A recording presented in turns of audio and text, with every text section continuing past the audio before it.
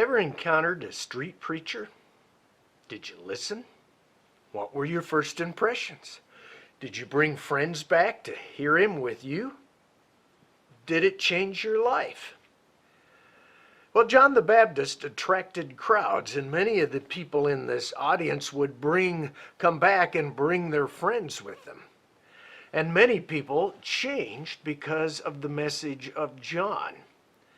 In fact, 30 years later, according to Acts 18, and hundreds of miles away from where John preached in the Jordan Valley, you could still find people who were influenced by John the Baptist. So take a look at what John had to say.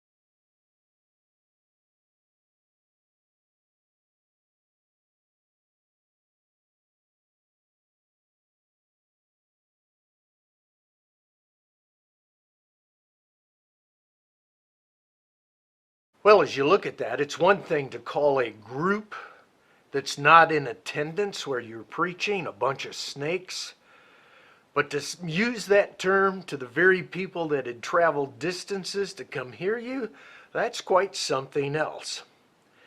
Now, Matthew says that John directed these sharp barbs at the religious political leadership of Jerusalem.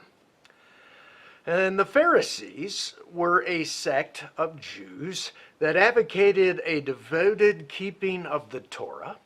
They studied the Torah, they debated the Torah, and they used these debates amongst themselves as guidelines to figure out how to follow the Torah in everyday life. Now, the Pharisees, because of their vigor in this, often looked down on people who didn't keep the Torah as they did, or at least as they thought they did. The Sadducees, mentioned here, are another sect of Jews. They were mostly of the priestly caste who believed that the temple and its rituals were the essence of Judaism. And they took pride in being the protectors of their faith.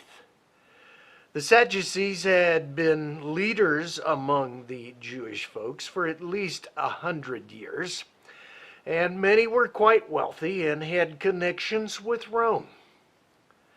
That John the Baptist would boldly confront these two groups as well as the Roman leaders gave him an aura of authenticity. Like the prophets of old, John would advocate that people needed to return to God and live that covenant lifestyle.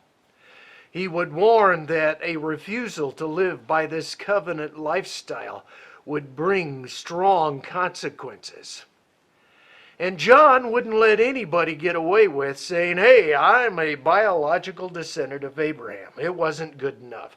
John wouldn't even let people get away with just, oh, I've been immersed in the Jordan River by John. That wasn't good enough, because for John, in his preaching, it didn't matter who you were, John would always basically say in different words, you had to carry the faith of Abraham into everyday life. Now today, most of us are wanting a quick return to normal once we can kind of say goodbye to this COVID-19.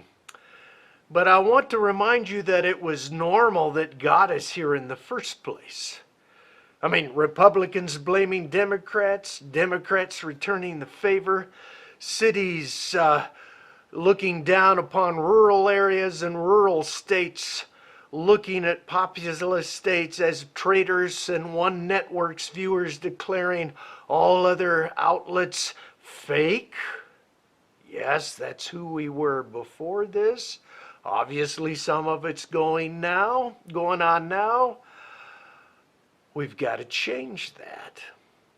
And I think we would all do well to look at Luke's account of John's preaching.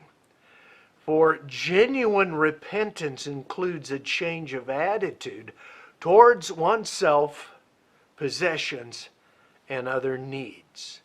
Take a look at what Luke says.